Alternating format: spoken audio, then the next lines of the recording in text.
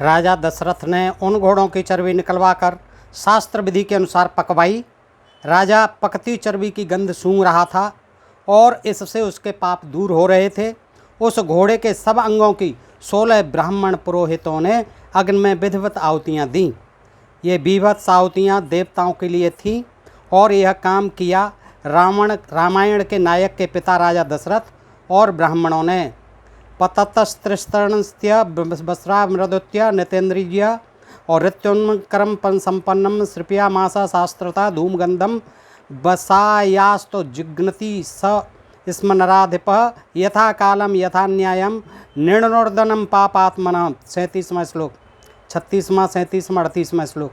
हयस्य यान अंगान तान सर्वाण ब्राह्मणा अग्नो प्रास्यन्ति विधिवता समस्ता षोडशर्जित। 38वां श्लोक, बालकांड सर्ग 14।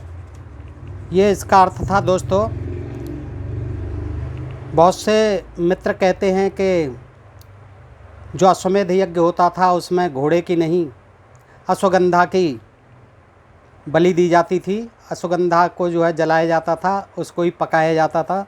इस तरह के जो है बहुत से मित्र जो है और आर्य समाज के लोग प्रायः ऐसे उदाहरण दिया करते हैं कि अश्वमेध यज्ञ नहीं होता था, अश्वमेध यज्ञ में अश्वगंधा की बलि दी जाती थी। दोस्तों ऐसा नहीं है। प्राचीन काल में इतना अन्न नहीं होता था और मांस खाना जो है मजबूरी थी। दोस्तों इसी के लिए हम देखते हैं कि वाल्मीकि रामायण में भी प्रचुर मात्रा में अनेक जगह मांसाहार का वर्णन है, स्पष्ट है। अश्वमेध यज्ञ भी है जो दशरथ ने किया। तो दोस्तों आज हम सप्रमाण देखते हैं कि रामायण काल में किस तरह के खाद्य थे और पेय थे। स्पष्ट हो जाएगा जी आपको। और इसके लिए मैं आपके समक्ष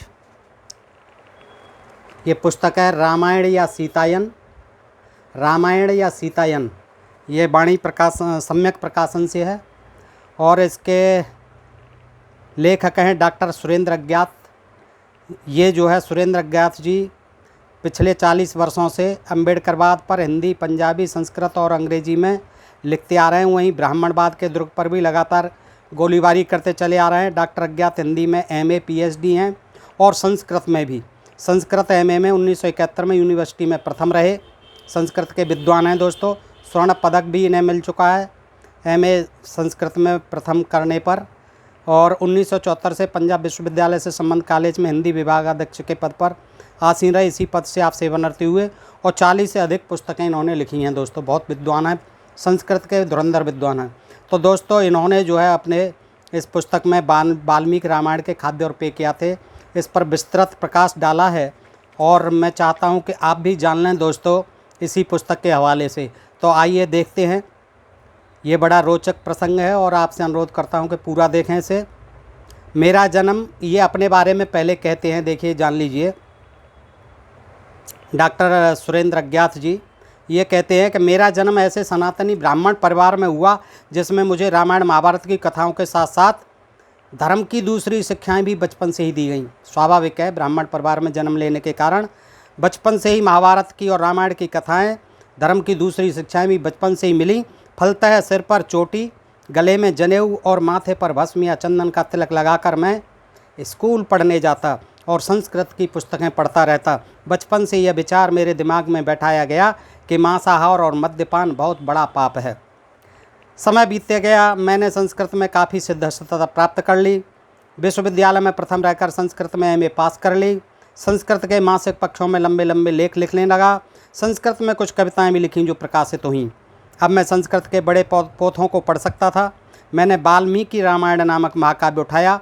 उसमें भगवान कहे जाने वाले और रामायण के नायक राम और नायिका सीता और दूसरे ऋषियों, मुनियों और देवताओं को मांसाहार और मद्यपान में रुचि लेते देखा तो मुझे एक धक्का सा लगा। ऐसे ही बार बार के धक्कों के परिणाम स्वरूप मैं इस परिणाम पर पहुंचा कि वर्तमान हिंदू धर्म के प्रचारकों की कथनी और संस्कृत में लिखित प्राचीन धर्म ग्रंथों की कथनी में कई मामलों में आकाश पाताल का अंतर है। आगे कहते हैं कि देखिए घोड़े की बसा से हवन होता था। बसा यानी फैट से हवन होता था। आज जब मैं वाल्मीकि रामायण महाकाव्य का संज्ञावलोकन करता हूँ तो निम्नलिखित स्थल मेरी स्मृति में ताज़ा हो उठते हैं। वाल्मीकि रामायण के बालकांड के सर्ग 14 में आता है कि अश्वमेध के अवसर पर घोड़ों की चर्बी निकालकर उसे शास्त्रीय विधि के अनुसार पकाया गया और ब्राह्मणों ने घोड़े के प्रत्येक अंग को अग्नि में आहुति के रूप में फेंका। ये मैंने आपको सुनाया था भी। राजा दशरथ ने उन घोड़ों की चर्बी निकालकर बालकांड सर्ग 14 शास्त्र विधि के अनुसार पकवाई। राजा पकती चर्बी की गंध सूंघ रहा था और इससे उसके पाप दूर हो रहे थे। उस घोड़े के सब अंगों की 16 ब्राह्मण पुरोहितों ने अग्नि में विधिवत आहुतियाँ दीं। ये विधिवत आहुतियाँ देवताओं के लिए थीं और यह काम किया था रामायण के नायक के पिता राजा दशरथ और ब्राह्मणों ने। अश्वमेध यज्ञ में यही होता था। इंद्र अहिल्या प्रसंग का भी देते हैं। इसी बालकांड के सर्ग 48 में आता है कि अहिल्या से व्यभिचार करने पर इंद्र को गौतम ने शाप दिया था कि तुम्हारे अंडकोश गिर जाएं। सर्ग 49 में आता है कि जब इंद्र के अंडकोश गिर गए तब वह देवताओं के पास गया और उनके पास जाकर अपना रोना रोया। उनके नेता अग्नि देवता ने पितृदेवों से कहा कि तुम मेढ़ा के यानी मेढ़ा के अंडकोश निकालकर इंद्र को दे दो। अग्नि के वचन सुनकर पितृदेवों ने मेष के अंडकोश उखाड़कर इंद्र को लगा दिए। तब से हे राम, श्राद्ध में आए हुए पितृदेव अंडकोश रहित मेढ़े को खाया करते हैं। अग्नेस्तु वचनम श्रुत्वा पितृदेवा समागतः और उपाटेष्टिमेघ विष्णुनो सहस्राक्षे न्यव्यसेनः तद्धा प्रवृत्तिम काकुस्थः पितृदेवा समागतः अफलान भुजते मेषाना फलस्ते श्याम योजयनः। 9वां श्लोक। इससे स्पष्ट है कि श्राद्ध में भी भेड़ों और मेढ़ों का मांस दिया जाता था और देवताओं तक उसे पहुंचाने के लिए बिचवई करने वाले बिचौलिए ब्राह्मण इसे निर्विकार भाव से खाते थे। पूर्वजों का नाम होता था, पितरों का नाम होता था, देवताओं का नाम होता था और बिचौलिए ब्राह्मण इसे निर्विकार भाव से खाते थे। रामायण में अन्यत्र भी 3/11/57 स्पष्ट लिखा है कि इलवल अपने पड़ोस के ब्राह्मणों को आमंत्रित करता था और श्राद्ध के नाम पर उन्हें मेढ़े का मांस पकाकर खिलाया करता था। भ्रातरम संस्कृतम कृत्वा ततस्तम में स्वरूपिणः तान दुजानम भोजयामास श्राद्ध दृष्टेन कर्मणा। अरण्यकांड 11/57। यदि ब्राह्मणों की दृष्टि में मांस खाना बुरा होता तो ये श्राद्ध में मांस के परोसे जाने पर उसे कदापि नहीं खाते। मनु का आदेश भी है, पर धार्मिक कट तथ्य सत्य है कि ब्राह्मणन केवल श्राद्ध में मांस का मजा उड़ाते रहे, बल्कि मनुस्मृति में मनु ने उनको धमकी देते हुए कहा कि जो ब्राह्मण श्राद्ध और मधुपर्क में परोसा गया मांस नहीं खाता वह मरकर 21 बार पशु योनि में जन्म लेता है। नियुक्तरस्तु यथा न्यायम यो मांसम नात्य मानवः सब प्रेत्य पशुताम याति संभवाने कविंसतिम। मनुस्मृति 5/35। ऐसे में कोई ब्राह्मण मांस का मजा उड़ाने से कैसे बाज आ सकता था, जब मनु जी महाराज कहते हैं कि जो मधुपर्क में और जो श्राद्ध में जो ब्राह्मण परोसा गया मांस नहीं खाता वह मरकर 21 बार पशु योनि में जन्म लेता है। मनुस्मृति 5/35। ऐसे में कोई ब्राह्मण मांस का मजा उड़ाने से कैसे बाज आ सकता था। यदि वह बाज आ जाता तो 21 योनियों में बेचारे को पशु बनना पड़ता। जब राम, लक्ष्मण और सीता वन को जा रहे थे तो रास्ते में गंगा नदी को पार करते हुए सीता ने जो मनौती की उससे न केवल मांस के पूजा के लिए प्रयुक्त करने की सूचना मिलती है, बल्कि शराब के भी इस उद्देश्य के लिए प्रयुक्त किए जाने का पता चलता है। सुराघट सहस्रेण मास भूतोदनेन च यक्षै त्वां प्रियताम देव पुरीम पुनरुत्पागतः। अयोध्याकांड 52/89। हे गंगा देवी, सीता जी कहती हैं, हे गंगा देवी, अयोध्या को वापस आकर मैं शराब के हजारों घड़ों और मांस, चावल, शाक तथा मसालों को एक साथ उबालकर बनाए गए पुलाव से तुम्हारी पूजा करूंगी। आप प्रसन्न होजिएगा। अयोध्या कांड के सर्ग 96 में रमणीय चित्रकूट पर्वत पर राम का सुस्वादु मांस से सीता को प्रसन्न करते हुए कहना है कि सीता देखो, यह मांस पवित्र है, स्वादिष्ट है और आग पर भूना गया है। निस्साद गिरप्रस्थे सीताम मासेन छंदयनः इदम मेध्यमिदम स्वादो निष्टस्तमिदम अग्निना। 1 और 2वां श्लोक। आश्रम में शराब। क्या यहाँ राम और सीता के मांसाहार का स्पष्ट उल्लेख नहीं है? ऋषि मुनि भी मांस और शराब के सेवन को बुरा नहीं समझते थे। बल्कि वे मेहमानों को बढ़िया शराब और तरह तरह के मांस बहुत खुश होकर परोसा करते थे। जब भरत वन से राम को लौटा लाने के लिए गया तो रास्ते में वह ऋषि भरद्वाज के आश्रम में ठहरा। उसके स्वागत में ऋषि भरद्वाज ने शराब और मांस भी परोसा और घोषणा की। क्या घोषणा की? सुराम सुरापः पिबतं पायसं च बुभुक्षितः मासानां च सुमेध्यानि भक्ष्यनताम यो यद्यक्षति। अयोध्या कांड 91/52। शराब पीने के इच्छुक शराब पिएं और भूखे लोग खीर व पवित्र मांस खाएं। जो व्यक्ति जो खाना चाहता है वह खाए। इस भोज का वर्णन कई श्लोकों में है। संक्षेप में उसे डॉक्टर शांति कुमार नानूराम व्यास के शब्दों में ऐसे प्रस्तुत किया जा सकता है। सबसे अधिक कौतूहलजनक और वैभवशाली भोज था जो महर्षि भरद्वाज ने भरत और उनकी सेना के स्वागत में अपने आश्रम में दिया था। वहाँ स्वादिष्ट खीर के मानो कुएं, रायते, दही, दूध और खीर के मानो तालाब तथा यंत्रों से खींचे गए मैरिय आदि मध्य की मानो बावलियाँ भरी पड़ी थीं। सेना के साथ आए हाथियों, घोड़ों, ऊँटों और बैलों को ईख और मधु मिला हुआ लावा खाने को दिया गया। सैनिकों के लिए भेड़ों, बकरों और सूकरों के मांस से ढेरों श्रेष्ठ व्यंजन बनाए गए थे। वे फलों के रस में भी पकाए गए थे। मृग, मोर और मुर्गे का मांस कुछ अग्नि पर पकाया गया था और कुछ खपरियों में भूना गया था। डॉक्टर शांत कुमार नानूराम व्यास, रामायण कालीन संस्कृति, पृष्ठ 84 पर। जब भरत को गोहराज मिला तो उसने उसका स्वागत करते हुए उसे यानी भरत को मछलियाँ, मांस और शराब भेंट की। गुह्यम मत्स्य मांस मधुनिम च अभिचक्रामृतम निषाधा पत्र गुह। अयोध्या कांड 84/10। विश्वामित्र और उसकी सेना के सम्मान में महर्षि वशिष्ठ ने जो शाही दावत दी थी उसमें और चीज़ों के साथ साथ मधुमेरेय नामक शराब भी दी गई थी। 1/53/1 से 4। मांस का विधान। रामायण में मांस भक्षण के विषय में जातियों के आधार पर किए गए विधान उपलब्ध होते हैं। ब्राह्मणों और क्षत्रियों के लिए मांस का विधान करते हुए कहा गया है कि पंचम पंचनखा भक्षा ब्रह्मक्षत्रेण राघव शल्यकम सुवाविधो गोधा ससह कूर्मश्च पंचमः। 4/17/39। 5 नखों वाले पशुओं में केवल शाही, स्वाविध कुत्ते मारकर खाने वाला एक जंतु, गो, खरा और कछुआ, इन 5 का ही मांस ब्राह्मणों और क्षत्रियों के खाने के योग्य है। दुराचारियों के लिए बंदरी का मांस भी भक्ष्य है। मुष्टिक जाति के अस्पृश्य कहे जाने वाले लोग कुत्ते का मांस भी खाते हैं। 1/59/19। भक्षण किए जाने वाले पशुओं की 2 श्रेणियाँ थीं। मेध्य यानी पवित्र, नंबर 2 अमेध्य यानी अपवित्र। बकरा, मृग और सूअर मेध्य जंतु थे, शेष अमेध्य। रामायण में मुर्गों को खाने और देवताओं के लिए अर्पित करने का कई स्थलों पर वर्णन है। अपने वनवास के प्रथम दिन ही राम लक्ष्मण ने सायं के भोजन के लिए 4 मृगों को मारकर खाया। तौम तत्र हत्वा चतुरो महामृगान बराहमृष्यम प्रसतम महारुरुम आद्याय मेधम तुरतम बुभिक्षितो वासाय काले ययुतुर्वन वनस्पतिम। 2/52/102। वहाँ उन्होंने बराह, ऋष्य, पूषत और महारुरु, प्रसत और महारुरु नामक 4 मृगों को मारा और दोनों यानी राम लक्ष्मण ने उस मेध्य मांस को शीघ्र ही खा लिया। बाद में वे सोने के लिए वृक्षों के नीचे चले गए। यमुना के निकटवर्ती वनों में उन्होंने और भी कई पवित्र मृगों को मारा। बहुमेध्यानाम मृगनम हत्वा चरित्रम मुनवानवे। 2/52-53। ऐसे ही मारीच वध के पश्चात राम ने शीघ्रता से अपनी कुटी की ओर लौटते हुए मार्ग में प्रसत हरण को मारकर दूसरा भी मांस साथ ले लिया था।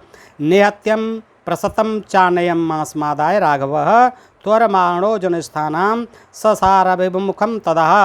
3/44/27। पंचवटी में सीता ने छदम भेषधारी रावण से कहा था, आगम्यष्यति मे वर्ता रुरून गोधान वरण संहार्तम हत्वा आदायम स्वयं बहो।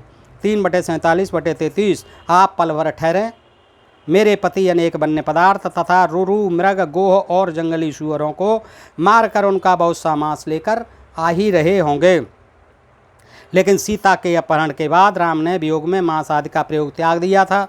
अशोक वाटिका में हनुमान का सीता से वार्तालाप करते हुए कथन है कि राम अब न मांस खाते हैं और न ही मधु शरब का प्रयोग करते हैं। न मासम राघवो भुक्तम न चैव मधु सेवते। 5/36/41। अयोध्या कांड में आता है कि वनवास में राम लक्ष्मण से पत्तों की एक झोंपड़ी बनवाई थी। उसमें प्रवेश करने से पहले दीर्घायु की प्राप्ति के लिए कथित वास्तुदेवों का समन करने के लिए एक मृग मारा गया। उसे लक्ष्मण ने अग्नि में डालकर भूना और राम ने वह मांस देवों को अर्पित किया।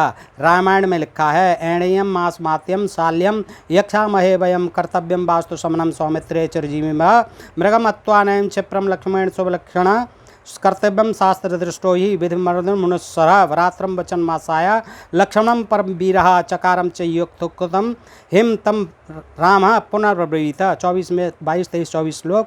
चकारम च युक्तोक्तम हे तम रामम पुनर्ब्रवीत एरण्यम श्रवणशालाम यक्षामहे वयम त्वर सौम्य मुहूर्तो अयम ध्रुवश्च दिवसो वयम स लक्ष्मणं कृष्णमृगमत्वा मे दुय्यम प्रतापवान। इस तरह से ये 30-31 श्लोक हैं इसमें, 24 से 31 तक। हे लक्ष्मण, एणे यानी कृष्ण मृग का मांस लाओ, उससे हम पर्णकुटी की पूजा करेंगे, क्योंकि दीर्घायु के इच्छुकों को नए भवन में प्रवेश से पूर्व देवताओं को प्रसन्न करना चाहिए। हे लक्ष्मण, तुम शास्त्रों के वचनों को ध्यान में रखते हुए जल्दी मृग का मांस ले आओ। भाई के वचनों का लक्ष्मण ने पालन किया, अर्थात वह मृग मांस ले आया। तब राम ने उससे फिर कहा, लक्ष्मण इस मांस को पकाओ। लक्ष्मण ने उस रण को जल रही आग में फेंक दिया। जब मांस अच्छी तरह पक गया तो उसके बीच का खून सूख गया। तब लक्ष्मण ने राम से कहा, हे राम, यह कृष्ण मृग मैंने पका दिया है। हे देवता स्वरूप अब आप हवन कीजिए। राम ने स्नान करके संक्षिप्त रूप में यज्ञ संबंधी मंत्र पढ़े। तब देवों की पूजा करके राम कुटी में प्रविष्ट हुए। रौद्र और वैष्णव ढंग से विश्व देवों के लिए बलि देकर राम बहुत प्रसन्न हुए। लक्ष्मण की पाक कला, लक्ष्मण ने वह मृग ही नहीं भूना बल्कि वह मछली को भी सुस्वाद बनाने में सिद्धहस्त था। जब कबंध मरकर और दिव्य रूप धारण कर स्वर्ग को चला तो राम से कहने लगा, पंपाया मिश्रम ब्रह्मस्तम तब राम वरान हताना निरस्त पक्षानम मयस्त पस्ताना कृषा नैक कंटकाना। तब भक्त्वा समायुक्तो लक्ष्मण संप्रदासति भ्रसम तान खादतो मत्स्यानम पंपाया पुष्प संचये। 5वां-6वां श्लोक। अरणकांड सर्ग 73। हे राम, आगे पंपा सरोवर में लक्ष्मण तीरों से मछलियां मारेगा और वह उन्हें मछलियों को छीलकर पंखों से रेत करके और लोहे की छड़ों से तपाकर सिर्फ कांटे के साथ खाने के लिए तुम्हें भक्तिपूर्वक पेश करेगा। हे राम, तुम उन्हें वहाँ खूब खाना। बकरे का मांस खाने पर रामायण में एक शर्त भी लगाई गई मिलती है। अयोध्या कांड सर्ग 75 के श्लोक 30 में आता है कि छांगम प्रथा परमात्मा समर्पण मंत्र सो अस्नात निःसृण। भरत का कथन है कि जिसने राम को वनों में भिजवाया वह निर्दय व्यक्ति परमात्मा को अर्पण किए बिना बकरे का मांस खाए। यह बात भरत ने रोषपूर्वक अभिशाप देते हुए कही। भाव्यार्थ यह है कि बकरे का मांस पहले परमात्मा को अर्पित करके खाएं तो कोई बुराई नहीं है, परंतु जो परमात्मा को चढ़ाए बिना खाता है वह पाप करता है, उसे वह पाप लगे जिसने राम को वन में भिजवाया हो। यहाँ भरत अपनी निर्दोषता प्रतिपादित करता है। राम ने बानर बाली के वध को उचित ठहराते हुए मांसाहारी लोगों द्वारा पशुओं के मारने को धर्म घोषित किया है और कहा है कि तुम पशु बंदर हो, अतः वध के योग्य हो। जब बाली को मारा था राम ने तो क्या कहा था कि तुम पशु हो यानी बंदर हो, अतः वध के योग्य हो। प्रमत्तानम वा नरः मांसां सिनो व्रसम विंद्यन्ति विमुखांस्यातपि न च दोषो अत्र विद्यते। 39 में यात्ति राजर्ष्यम स्त्रांस्त्रम मृगया धर्म कोविदः तस्मात्म त्वं निहतो युद्धो मया वाणेन बानरः। 40वां-39वां श्लोक किष्किंधा सर्ग 18। मांसाहारी मनुष्य सावधान, असावधान व विमुख होकर भागने वाले पशुओं को घायल कर देते हैं। ऐसा करने से उन्हें दोष नहीं लगता, इसमें कोई दोष नहीं। हे बंदर, धार्मिक लोग अर्थात राजर्षि भी शिकार करते हैं, अतः मैंने तुम्हारा बंदर का युद्ध में बाण से शिकार किया है। भरत ने दशरथ और राम से वियुक्त अयोध्या की उपमा ऐसे शराब खाने से दी है जिसमें सब प्रकार के उत्तमोत्तम मद्य समाप्त हो चुके हैं, जिसमें फर्श पर टूटे हुए मद्यपात्र बिखरे पड़े हैं, जिसका शराबियों ने परित्याग कर दिया है तथा जो कूड़ा करकट से घिनौना दिखाई दे रहा है। दशरथ के राज्य में अयोध्या में चारों ओर बारुणी सबसे नशीली शराब, जो पीते ही व्यक्ति को अभिभूत कर देती थी कि गंध आया करती थी, लेकिन राम के वनों में चले जाने के बाद वीरान बनी इस नगरी से अब वह गंध लुप्त हो गई है। क्षीण पानो तमेर्भग्ने सरावैरभि संवृतताम हतसंडौमिव ध्वस्तताम पान भूमिम संस्कृताम वारुणी मदगंधश्च न प्रभात समन्ततः। हिरण कांड के सर्ग 68 में जटायु के श्राद्ध के प्रसंग में लिखा है कि रामो अपि सहस्रो मिश्रम ब्रह्मं गत्वास वीरवाना स्थूलान हत्वा महारोही नुस्तरम तम दुजम और रोहे मांसानाम चोदत्रयम पेशी कृत्वा मायसा शकुनाय दधि रामो रम्ये हरित साध बले। 33 बलशाली तथा बड़े यशस्वी रामचंद्र ने लक्ष्मण के साथ वन में जाकर खूब मोटे मोटे तथा बड़े बड़े मृगों को मारा और उनका मांस काटकर उसके पिंड बनाए। जटायु की तृप्ति के लिए एक रम्य और तृण संकुल स्थान पर उन्हें बखेर दिया। जटायु के श्राद्ध के प्रसंग में लिखा है, ये अरण्यकांड के सर्ग 68 में। उत्तरकांड में राम को अपने हाथ से सीता को मधुमेह उसी तरह पिलाते हुए चित्रित किया गया है जैसे इंद्र इंद्राणी को पिलाता है। इस रसो विभोर दंपति का मनोरंजन कर रही थी। शराब के नशे में धुत नर्तकियाँ अशोक वनिकाम स्फीताम प्रवेश्य रघुनंदन आसनम च शुभाकारे पुष्प प्रकर भूषते। 17वां श्लोक यहाँ से 22 तक हैं, 23 तक।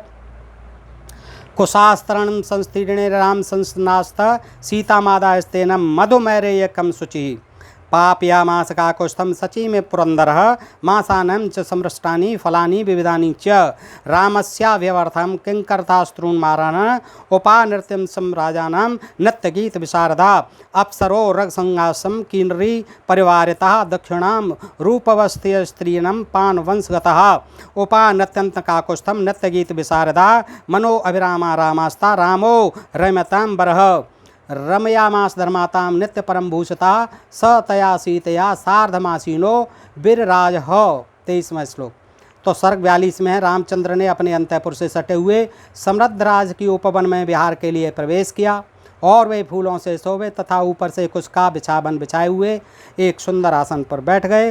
राजा कुकुष्ठ के वंश में उत्पन्न हुए रामचंद्र ने सीता को हाथ से पकड़कर मैरेय नामक मद्य ऐसे पान कराया जैसे इंद्र सची को मद्यपान कराता है।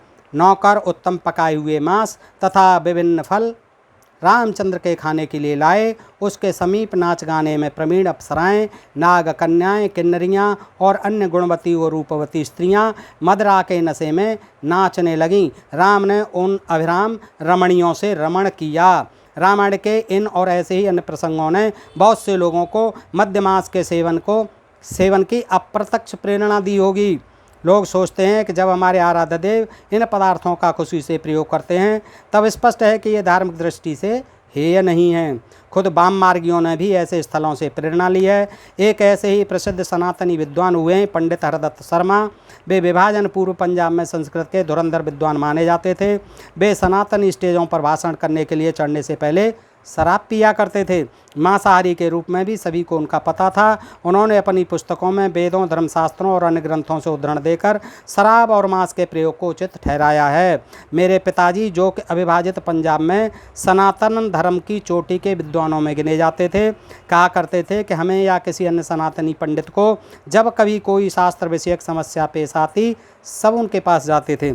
कुछ लोग कहेंगे कि वाम मार्गियों ने यहाँ से प्रेरणा नहीं ली, प्रत्युत तो उन्होंने ये प्रक्षिप्तांश रामायण में घुसेड़े। ऐसे लोगों से मैं इतना ही कहूँगा कि क्या कोई ऐसी प्राचीन प्रति है जिसमें ये प्रक्षिप्तांश न हो? ऐसी भी कोई पुरानी प्रति है, उपलब्ध कराइए जिसमें ये प्रक्षिप्तांश नहीं हो। ये आप कहते हैं कि वाम मार्गियों ने घुसेड़ दिए हैं। क्या ताम्र पत्रों पर लिखी और धर्मनिष्ठ हिंदुओं के घरों में श्रद्धापूर्वक रखी इस महाकाव्य की सभी प्रतियों में वाम मार्गी श्लोकों के श्लोक घुसेड़े गए? क्या भारत में वे सब लोग वाम मार्ग ही थे जिनके पास इस महाकाव्य की प्रतियां थीं? इस महाकाव्य के सब प्राचीन टीकाकार और भाष्यकार क्या मूर्ख थे जो उन्हें ये प्रक्षिप्तांश नहीं सूझे? क्या उन्होंने झोंक में ही इनके अर्थ बिना किसी आपत्ति के ही कर दिए थे? उनको ये पता नहीं लगा, भाष्यकारों को, टीकाकारों को, कि किस तरह से ये गलत लिखे हुए हैं, इनका क्यों हम अर्थ करें, निकाल देते इन्हें। यह सारी बहानेबाजी है। सवाल यह नहीं कि ये किसने घुसेड़े, बल्कि सवाल यह है कि रामायण में विद्यमान इन स्थलों से इन्हें पढ़ने वाले को मांसाहार और मद्यपान की प्रेरणा मिलती है या नहीं। यदि मिलती है तो क्या उससे उन रामायण भक्तों का भला होगा जो प्याज व लहसुन खाने को भी पाप समझते हैं? क्या इससे हिंदू धर्म हिंसावादी और हलावादी सिद्ध नहीं होता? क्या ये स्थल राम भक्तों को नशाबंदी के विरुद्ध नहीं ले जाएंगे? क्या धार्मिक संस्थाएं, शिक्षा मंत्रालय और प्रधानमंत्री इस ओर ध्यान देंगे? इसका एक ही संभव इलाज है, वह यह है कि रामायण महाकाव्य की वर्तमान सभी प्रतियों को बाजार से हटा लिया जाए, उनका प्रचलन एकदम रोक दिया जाए और उनके स्थान पर ऐसे शुद्ध संस्करण जुटाए जाएं जिसमें ऐसा कूड़ा करकट न हो।